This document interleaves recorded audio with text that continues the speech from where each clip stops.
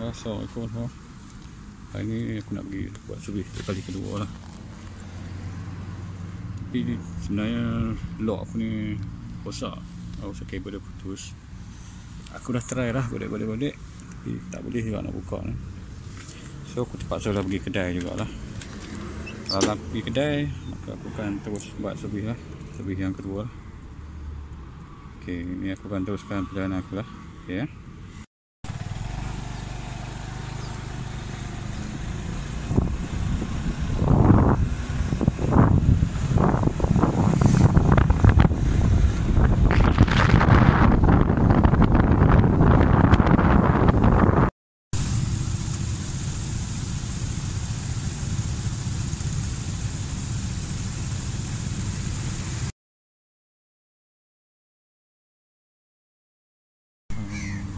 Ni aku tunggu Grab ni.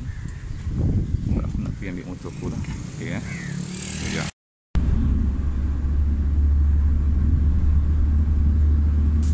Kedai-kedai menjual barangan keperluan harian. Nasihati mereka supaya memakai pelitup muka dan jaga penjarakan sosial.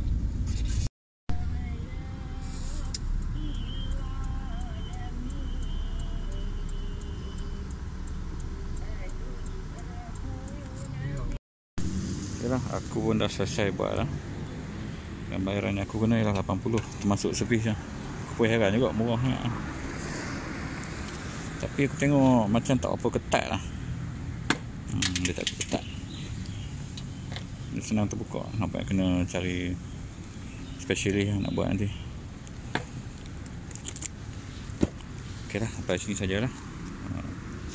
Mana belum subscribe tu, tolong subscribe. Ok lah, jumpa lagi. Assalamualaikum.